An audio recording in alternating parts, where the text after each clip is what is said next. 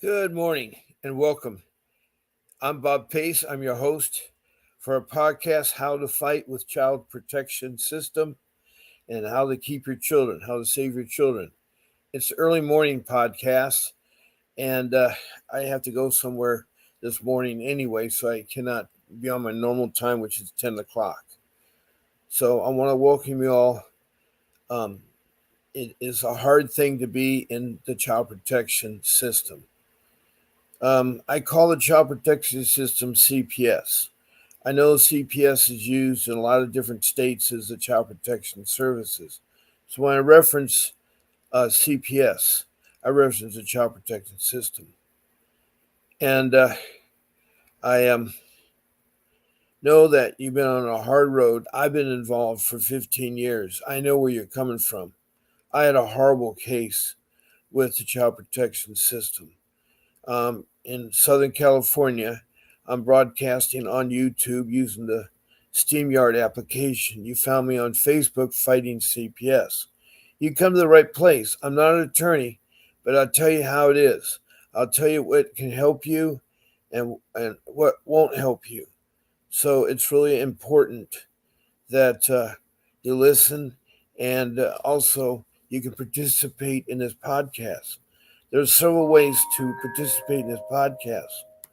One way is to, um, let me see here.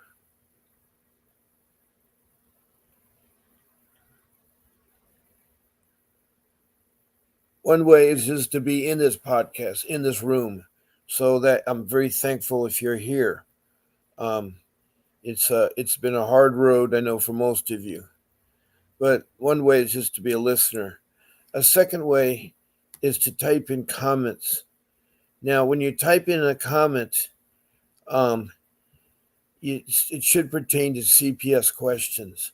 The reason being is we don't have time to talk about a lot of the other things, politics and everything, even ways of how to change CPS. We can talk briefly about that, but it's a long road. It's something that Congress has to do. You see, Congress enacted the Child Protection Service as a branch of social services. It's posed to protect our children from neglect and abuse, but also to reunify the family. When CPS destroys a family and pulls them apart, and it's a lot of cases lately, it's been on purpose. There's been no imminent danger, and children are taken right away because parents don't know about the rule that you don't have to let them in your home, you don't have to talk to them, and you certainly don't have to let them take your children. And that's my rule number 3, and I'll talk more about that. Um, but pertain to your CPS questions, then please show your name, city, state, or country. The reason why I say country is because I've been reached by countries that have CPS cases too, they have questions.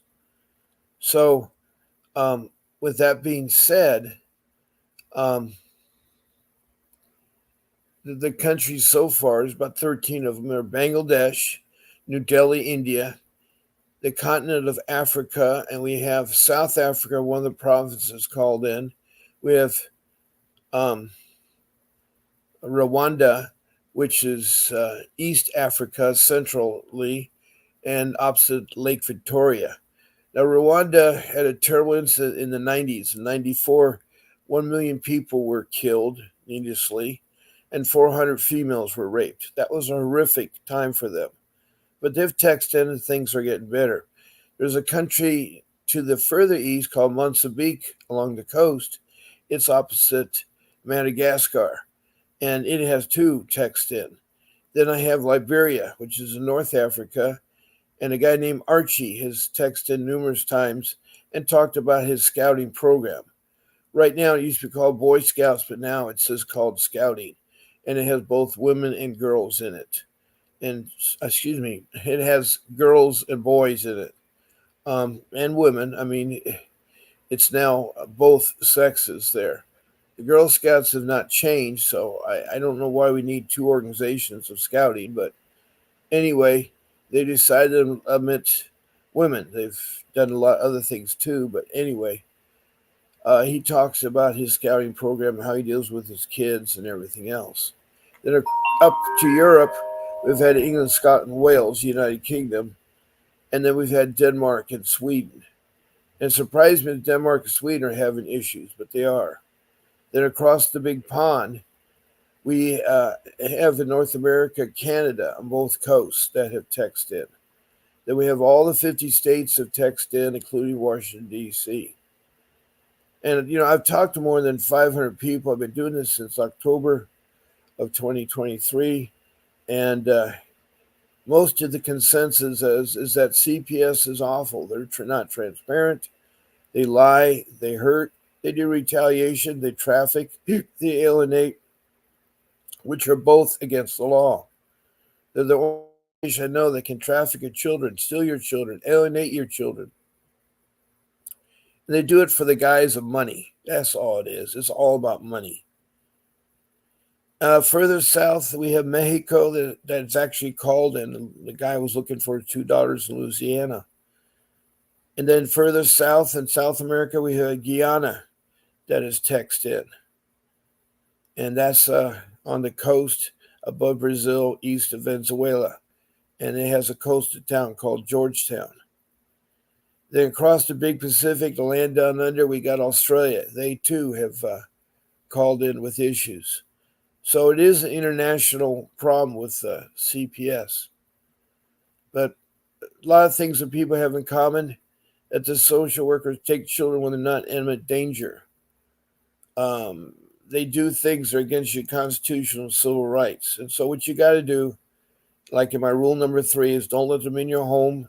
Don't open the door. Don't talk to them. And don't give up your children. Don't give up your children. Now, try to be complete with your CPS case. Try to be complete with your CPS case. I'm trying to get a hold of people. Let me see here.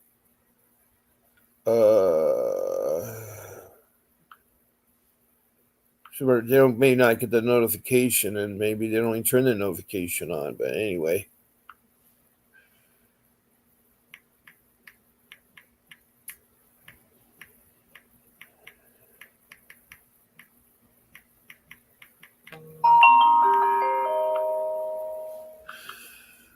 I got a hold of Faye in Richmond, Kentucky, and so I invite her. And I'm trying to invite.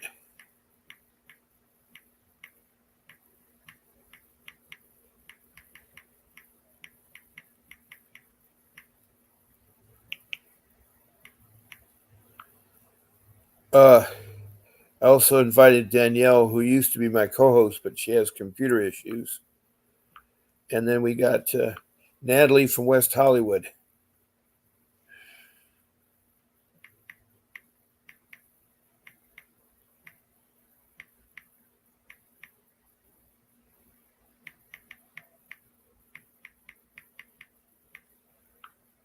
Okay.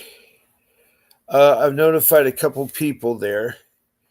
And when you are texting in, please be complete, or when you call in, be complete with your case. It's very important that you tell your whole case, because if I play ping pong ball, it's going to take forever, because I ask you a question, you answer, and then ask another question, you answer, and another question, back and forth. When you first come in or text or phone, just please say what your family makeup is. Are you a husband, wife? Are you boyfriend, girlfriend? Are you lovers? Are you a partnership? Are both parents involved with the kids? Are both parents of all the kids, or do you have different moms and different dads? This family composition helps me help you. And then you want to say, are you a single parent or not? Are you that your spouse is still helping you, whether it's a guy or the girl, and everything like that. But please tell your family makeup, including the ages of your kids, the sexes, and if there's special needs or not. Also, the uh,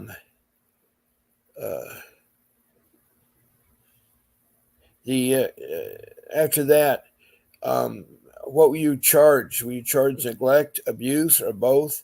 And what are the details of neglect and abuse? I know these are alleged charges. They're made by either uh, professionals or laymen or lay people. Mine was lay people.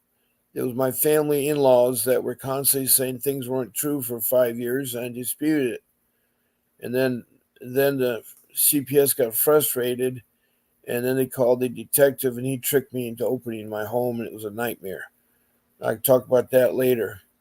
But you know, um, what are the allegations? You know, and then did you give up the kids? You let them in your home? Did you talk to them? Did you go to their office? I need to know those things because, as I say in my rule number 3, you don't talk to CPS workers, you don't talk to police, you don't let them in your home, and you certainly don't give up your children. And with that being said, then where you at on your case? Where you at on your case? And that helps me because if you can say all that ahead of time, it really works good. Looks like we got someone in the room. We got Aloha Lesmana. Um, okay, he is from the law office of Vincent Davis. Welcome, Ala Lamana. You're a new person here, so I'm glad that you joined the room. I do have the reality series in here. I have the law offices of Vincent Davis's. Um, I have, let me see what other rooms are connected here. I have juvenile dependency, child protection services. So I have these additional rooms that come in here, um, and I welcome you all.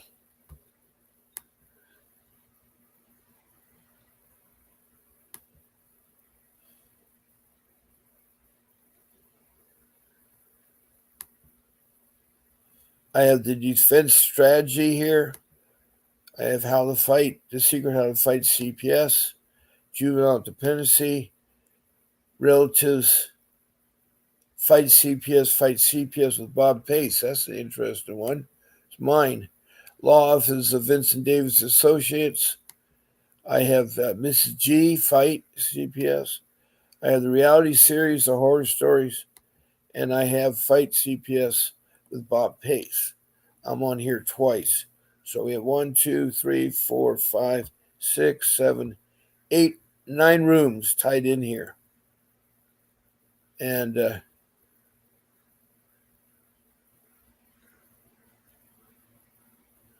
okay, Vincent Davis would like you to contact him, and he can chat with you at 888-888-6582. I I assume that you can see these comments. Sometimes people can't see the comments, and so I put them all there. So that is great. Um, I did have my brick extended all the way out to the edges, but Grace has to do it for me, and she knows how to do it. But she's not on in the moment, so when she comes in, maybe I can have her do that again.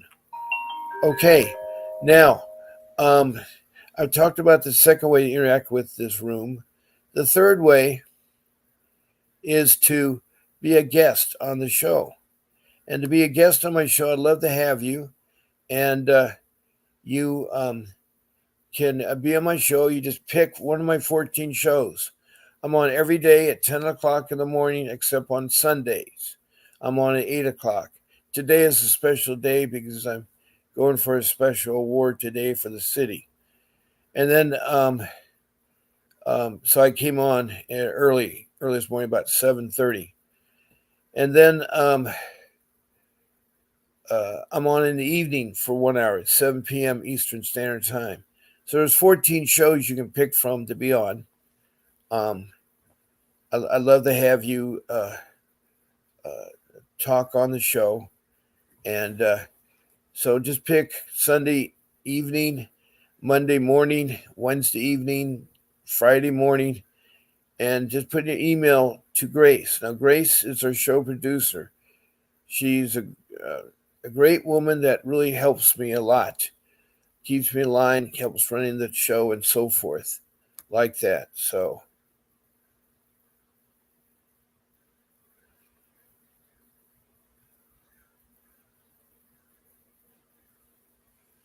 now, Aloha, I don't know if you're from Kenya, but that's nice to have you from a far place away. Um, Now, the email for Grace is grace@vincentwdavis.com. Grace@vincentwdavis.com. And that's how you'd send her the email, grace@vincentwdavis.com. When she gets it, she'll contact you and she'll tell you how to get on. She'll give you the link for StreamYard, what to do, what not to do, and like no smoking or eating on the show. Also, don't use names of lawyers or judges or children or so forth in there. So she'll tell you what to do, and that's all there is to it. And then I'll see you on the show. So please be my guest. Just email grace@vincentwdavis.com. Now, I've talked about three ways of how they react with this podcast. One is being in the room, which is great. Uh, Secondly, is to uh, text in a comment and ask your questions about CPS. Uh, and then third is to be a guest. The fourth way is my phone, my office phone. I use Vonage here, and you can call me at 626-698-0990. The phone is open for phone calls now, and you can take the phone. I don't have it on really that soon there, so um, okay. So I think we have another country here, Kenya. Okay, that's nice. Kenya, I know, is in Africa, so we got more countries in Africa. Now, I had asked some people to be in the room, my regulars. I asked for Faye in Richmond, Kentucky, Danielle in Georgia, and Natalie from Hollywood, California, Los Angeles area. So there are four ways to interact, and I look forward to this. I want this to be a participation between you and I. Excuse me, 1 second. Oh, okay.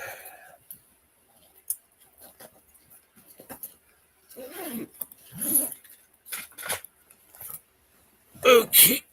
I wanted to get some water. It's getting really thirsty here. So right now, the show is open. You can call in, you can text in, you can listen, and you can be a guest. Also, I can talk about my rules. I can talk about other topics. I have 100 tabs opened up with topics like the ICWA, the Indian Child Welfare Act. I have the 388 motion of having a hearing set up. I have the JV 180. I mean, there's so many different topics we can talk about. But I'd like you, my listeners, and my people that are participating, be part of this podcast. So, I have my rules, and I have four of them. The first rule is to get an attorney. The second rule is your paperwork. The third rule is do not talk to CPS or police or let them in your life, and don't let them take your children. The fourth rule is to concentrate on your area, the internet area, and so you learn about a lot about CPS. The internet is powerful. And I know one of the biggest concerns you have is probably the money part. That's why we are attacked. Like in my case, um, I had lost my job at age 60. That's a horrific experience to lose your job. It was a career job. I was making good money, and I was taking care of my family and lived in a beautiful home. But when I lost it, everything started taking it down her eternal. My family wasn't too happy about living a Spartan lifestyle. They didn't like the idea of no longer drinking soft drinks or potato chips or all the things that are not necessary to survive. We had to give up the Disneyland passes that we get every year. That was a big hurdle for them. I guess that spoiled my family too much. That's probably one of my mistakes. Anyway, my in laws, my wife's family, was constantly harassing uh, us. They wanted our children. They did not want us to be married. They didn't show up at the wedding. And I've been married for 32 years. I've also have six children, three grown up and three young children. And my young children are the ones that were trafficked by CPS. And who is CPS? Well, first of all, I first want to tell you who I am. I'm a professional family man, loving father, love my children, love my wife, and I've tried to take care of them the best as I can. And um, unfortunately, my CPS case got worse and worse. Now, these CPS individuals, if you really want to know what they're like, is I have some examples. The first examples of the Pink Ladies in Prescott, Arizona. In the year 2022, these social workers, they're all white ladies, they decided to buy pink t shirts, and on the front of the t shirts, they had stenciled professional child kidnappers. Now, when you hear the word professional child kidnappers, it sends chills up your back. Also, on the back of the t shirt, they had, "Do you know where your children are at?" Now, that is very hard on parents that see that when these individuals decide to walk around Costco and Walmart and Target and Best Buys, all the big stores there, parade around with the information that these social workers are professional child kidnappers. And these social workers are asking, "Do you know where your kids are at?" Well, didn't last long. They were fired along with the director of, and they called their agency in Arizona Department of Children's Services. And so they were all fired. And that was 35 years of experience, which really hurt the protection of our children. It did two things. It may resolve them being a bad workers, making bad decisions, but it also um, left the area with no protection for our children. So, that's one examples of social workers. And so with them gone, they had one left. I mean, they fired the director, which they should have. And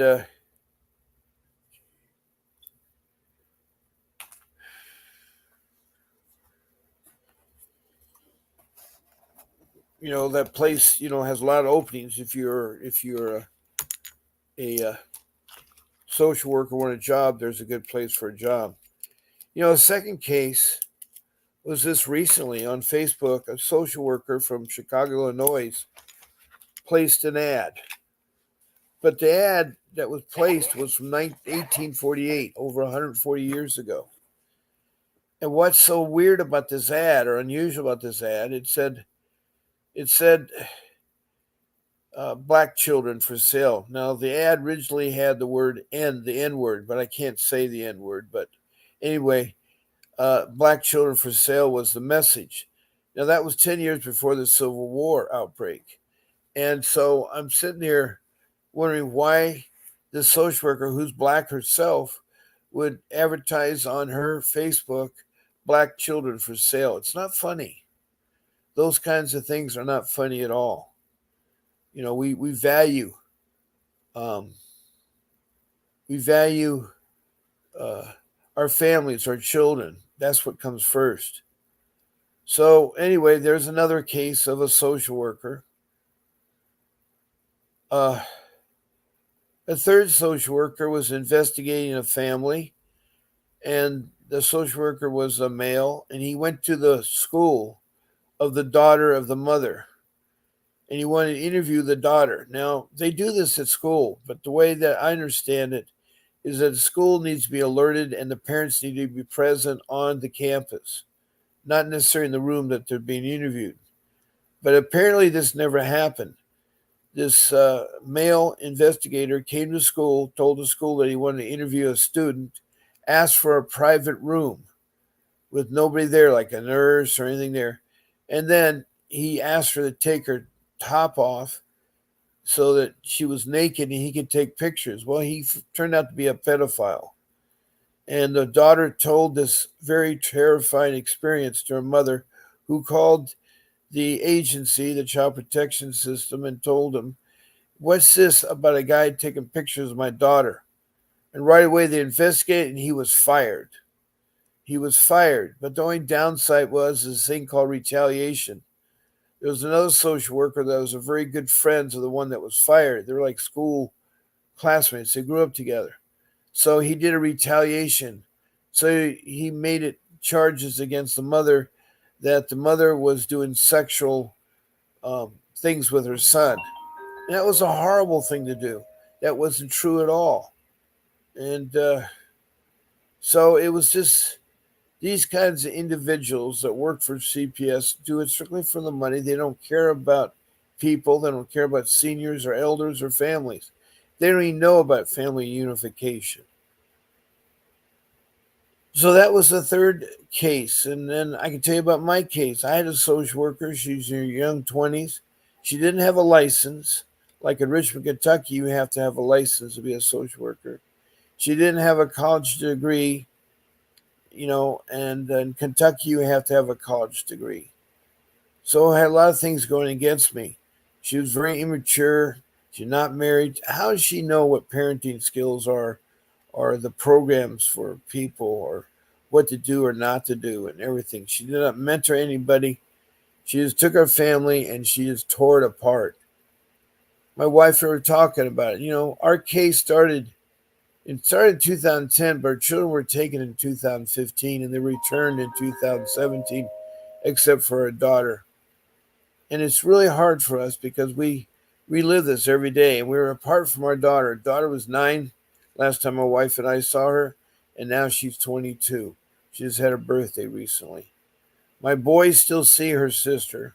If not, even though they're divorced, they still care and she lets them see it, but she does not want to see the parents.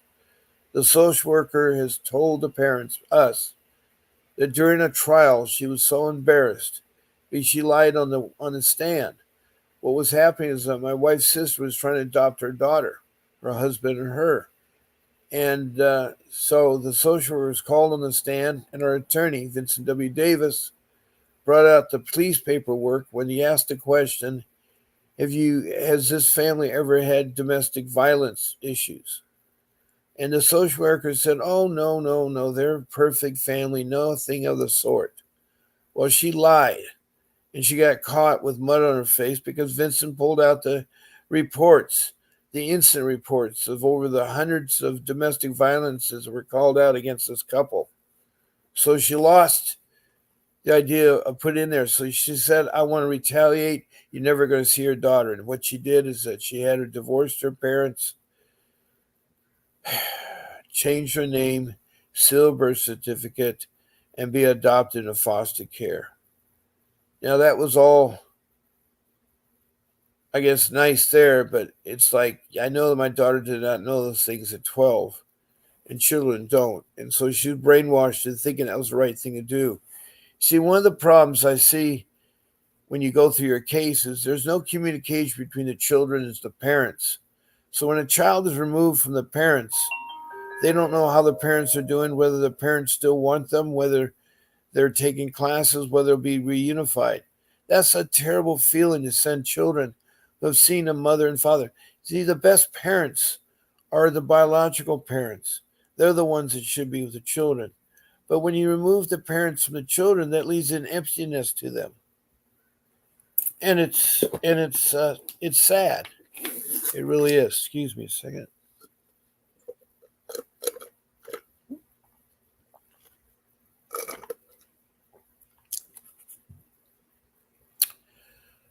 So, with that being said, you have the children, they're in foster care, either in a group home, a shelter, or a single family home, and they're not being told what their parents are doing. They don't come to the hearings, they're in separate rooms, and they only view it through a video camera. You don't see your child. You don't see your child. We did have visitations, but I never saw my daughter when she was taken away from me. I still remember her on May 2nd, 2015. A nice warm hug, a very loving father and a loving daughter. And I miss you so much. It is very hard for me to say this, but that social worker is bad. And she perjured herself. So she can be sued for millions of dollars. But in order to do a lawsuit, you need to have money. And so I've been told now it costs money. It costs a retainer of $50,000 to have someone take on. And there are not very many of them. It's really hard to fight CPS. But I want to lead that into my rule number one, which is hire attorney. And that's Mr. Davis. He's the man. He's the one with 35 years of lawyer experience fighting CPS. He's a trial attorney. He's a juvenile family dependency law attorney. He's very professional. He has a podcast.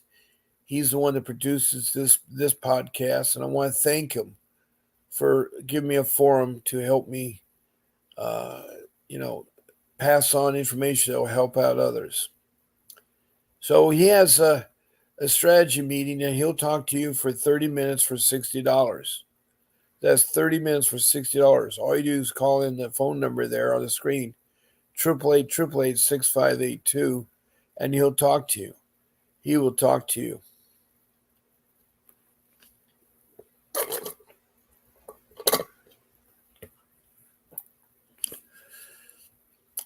And when you call in, make sure you tell him that Bob Pace sent you.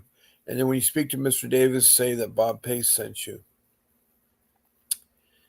And also talked about retaining him. I know he works in Southern California, but he'll do Northern California and other parts of the state. The problem with CPS, if you're a family of five, let's say, husband, wife, well, you need five professional attorneys, one for each child and one for your wife.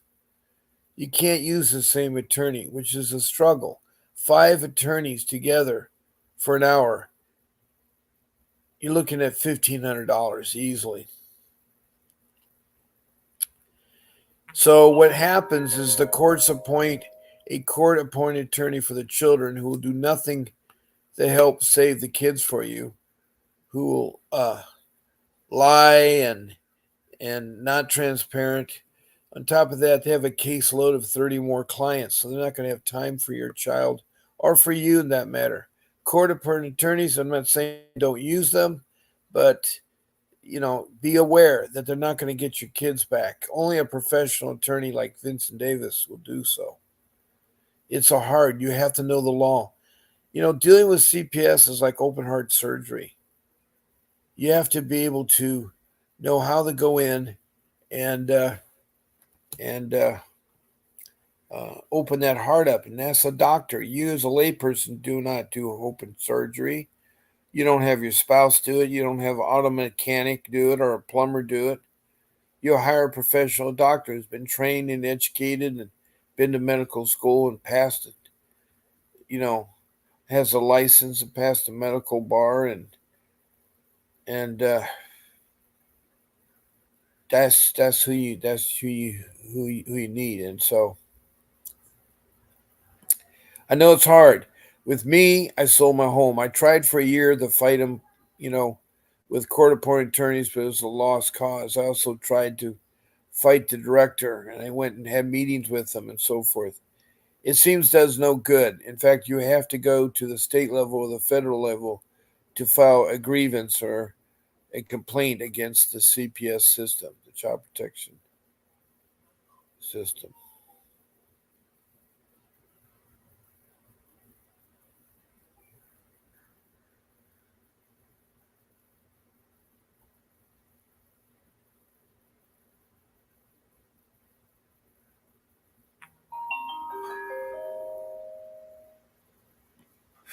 Okay,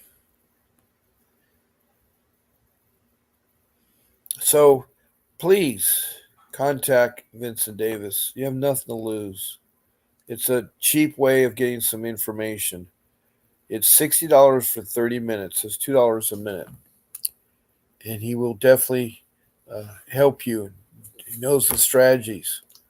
Um, you're like Alice in Wonderland when you go to CPS. You've fallen in a hole in the garden and you go room to room. It makes no sense. Off with your head type attitude these CPS people have. They're allowed to do uh, what they're doing, but it isn't really fair what they're doing. Okay.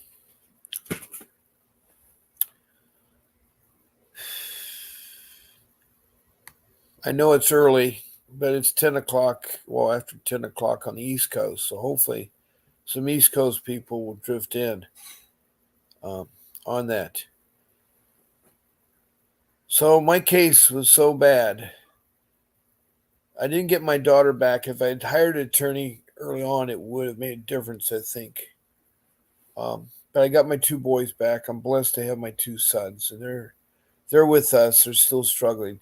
CPS will hurt you, will imprint you with a lot of bruises and stuff, and it's hard to deal with it too. And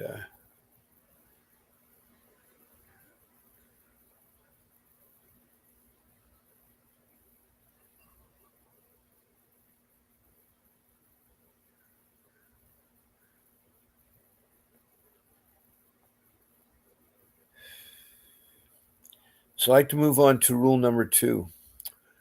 Rule number two is how to organize your paperwork. I was bad doing that. I had on post it notes, envelopes, scratched piece of paper. My paper was everywhere. I had emails. But you see, I had fought the CPS. I'd gone to their top dog, the director in Orange County, the Child Protection Service. His office was so much nicer than where his people worked. He looked like the Taj Mahal of India.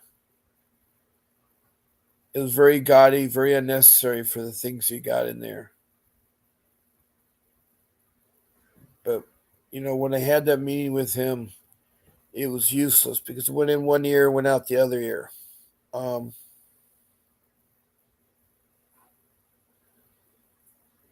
so it went nowhere. When you fight them, they retaliate. That's one thing they do. They retaliate, and they retaliate big time. And it's hard because fighting CPS, and I really want to emphasize this, takes a professional.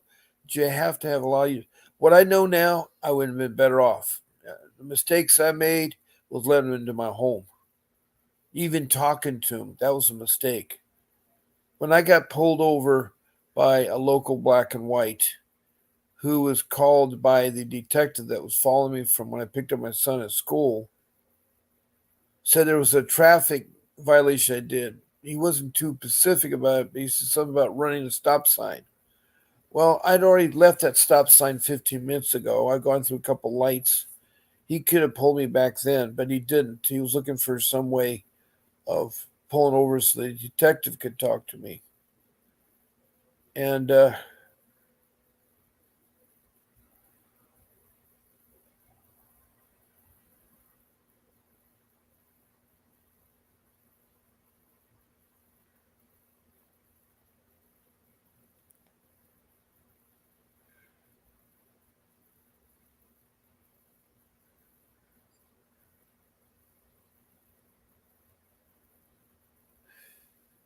so with this paperwork, you need to get an 8.5 by 11-inch notebook with three rings, 3 to 6 inches thick, and you want to put subject dividers in there. Then stuff it with college rule notebook paper. I find out that writing on this and doing this kind is a lot better than using a day runner or using your computer or your phone because everything's so small, it's so hard to read. If you use a regular piece of paper, plus you can take the papers out and make copies of them. So it's really an easy way uh, to take your notes. Like, for instance, one subject matter would be or not enemy, I'm sorry, incidents. They want to know the incidents.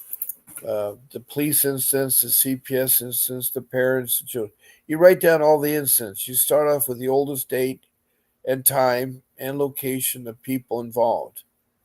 And then you put a line describing that particular incident. And you do this, um, you know, whether you're guilty or.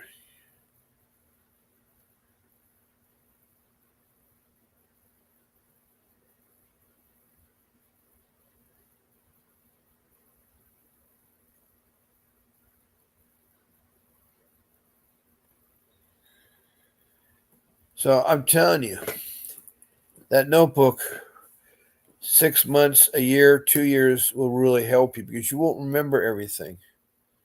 Also, other topics would be your court papers. You get all these court papers, you need to punch holes. If you don't have the court papers, go see the court clerk. She's supposed to give them to you.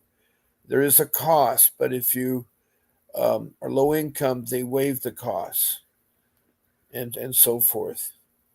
Um, and so you get all those and hole punch them and range them by day, even make a log. Do the same thing with your parenting classes, the certificates, and then make a log. Also, the programs, anger management, domestic violence, those kinds of programs, your rehab with drinking, alcohol or drugs.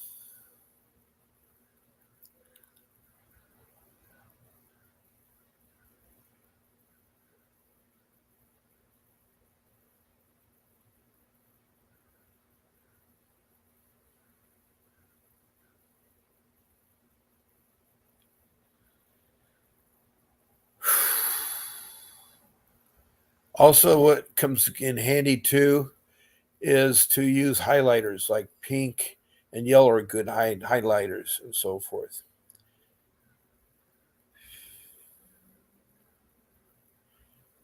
So that's rule number two. I said rule number one was hire an attorney, and two is to organize your paperwork. Now, three, I talked about a little bit about entering the home and those kinds of things. It's really important that you do not talk to social workers because anything you say will be held against you.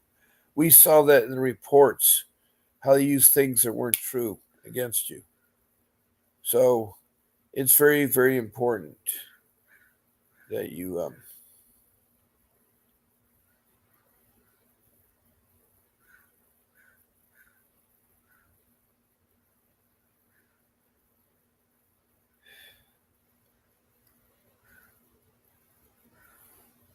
Now, again, I'd like to remind my phone number is on. You can call in at 626.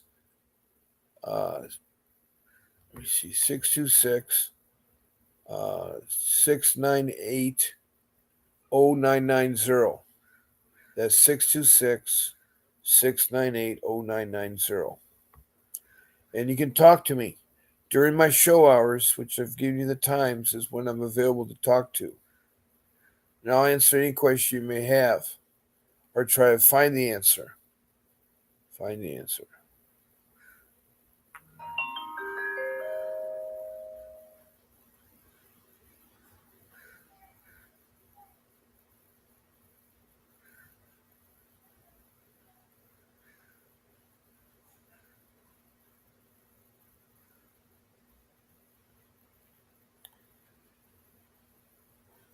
So now I'd like to further talk about rule number three is that if you're outside and you encounter a social worker or a police, walk around your residence, something like that, be courteous to them, but it's yes, no answers. If they ask you, are you such and such, say yes.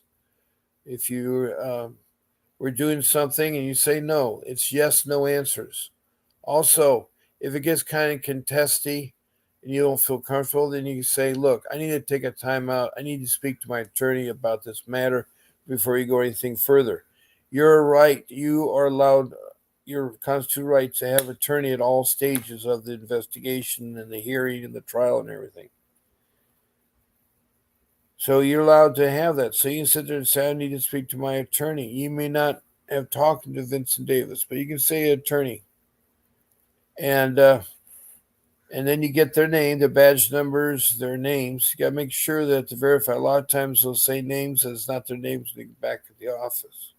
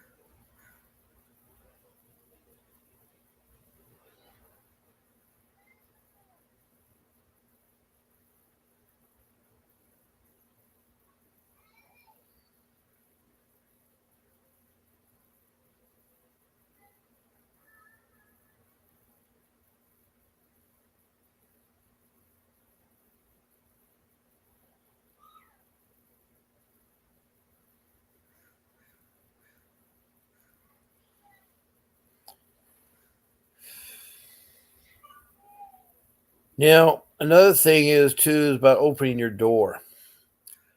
Now, two people recently have been shot opening their door. One was an Air Force veteran who was 23 at the time.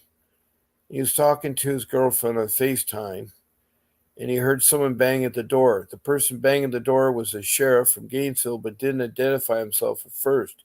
He was also at the wrong place. He thought domestic violence was going on, and he was alone.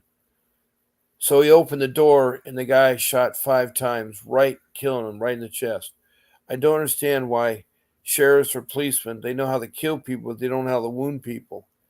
I would think that if you wound somebody, it'd be a lot easier than they have to kill them. But maybe the department wants no one to survive. I don't know.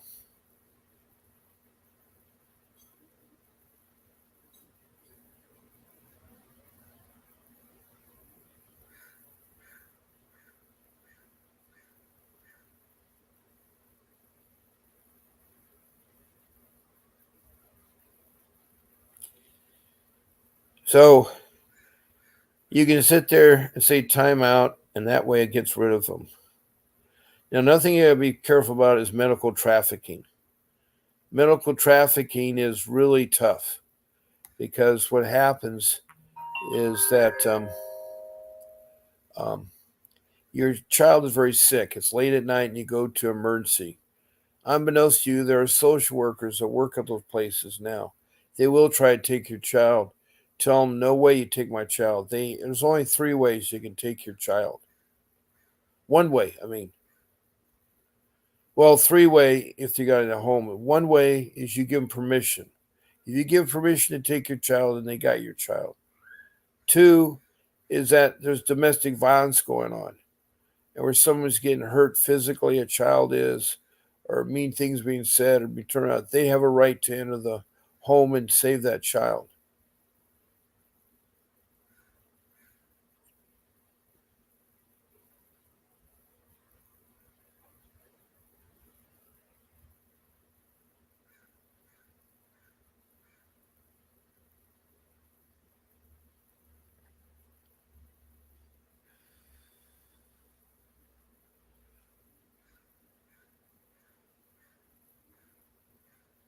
So anyway, this airman who had a gun, but he only brought his gun. He had a license to carry the gun and shoot the gun. He brought it for his protection of the door because he didn't know who was banging at the door. And the policeman should have never been in front of the door to begin with anyway, because he can be shot from the door. There's too many policemen shot that way. Need to be to the side of the door jamb. And you need to give them specific instructions. You need to listen. You need to go around and look at windows to see what's going on in there. He could have told the person if anybody's in there, he could ask, "Are you the only one?" And the guy says, "Yes." He said, "Okay, I want you to unlock the door. I want you to lay down, face down, with your hands behind your head. If you have a weapon, put it away from your body so I can see it." That way, he's diffused the problem. The guy opens the door. The guy peers around from the bottom part and sees the situation. sees the weapon, he can grab the weapon, and then with the man's hands behind his head, he can handcuff him. Then he can go into the uh,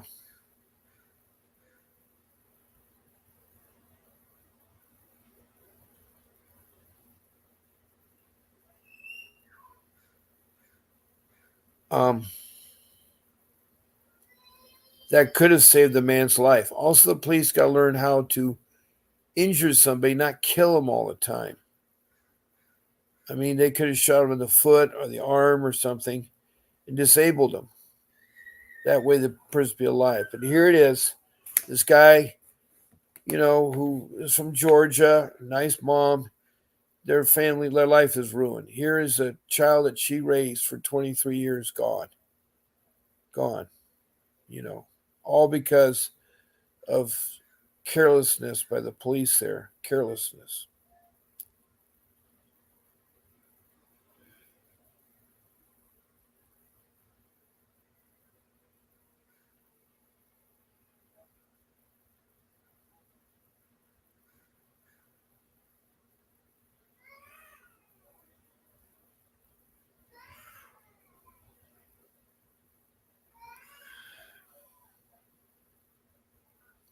The other one was the lady that was doing her dishes. She was black too. And the policeman was a buffed up policeman, meaning that he had a macho image.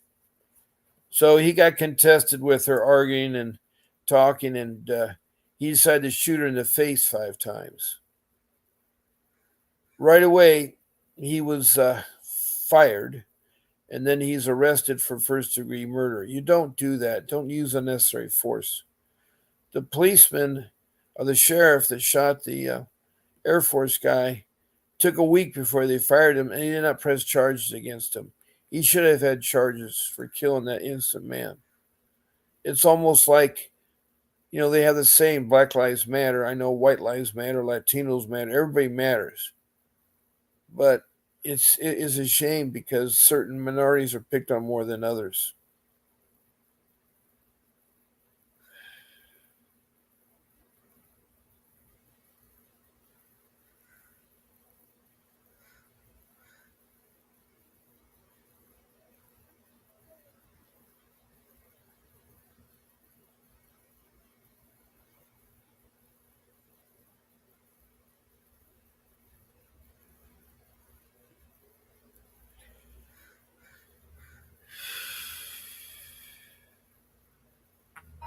So now, rule number 4. That rule number 4 is one you need to spend time on. It's 30 to 40 hours that you want to research everything is about CPS in the area you live or that Sprint is being claimed from. The power of the internet will win your case. You learn so much. What I've learned in these 15 years of fighting CPS, I never would have lost my children in the first place in the beginning. Never would have. I see the mistakes I made and I relive them over and over. It's a horrific thing. So I don't want you all to make the same mistakes. Now, medical trafficking is bad too. That's part of that rule number 3, because when you take your children to a hospital because they're urgent care, they're sick, or something like that, you can't trust the hospital because they have CPS workers in there and they will take away your children. So you got to check it out and do not give them up to anybody that wants your child. They got to have that warrant.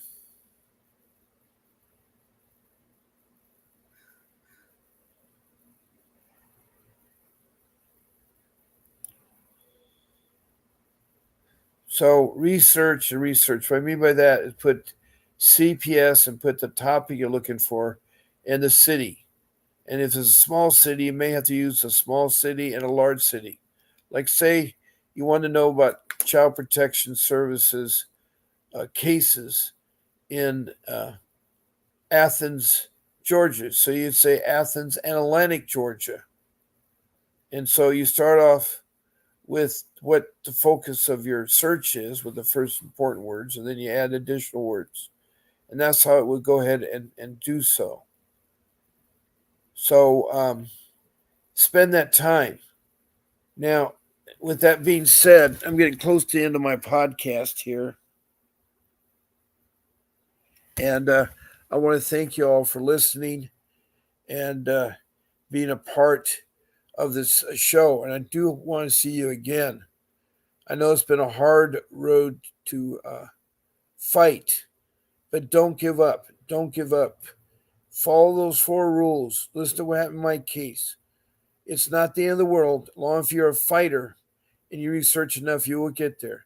But you need an attorney. You need to organize your paperwork, and you certainly need to say no to police and CPS and don't let them take your child.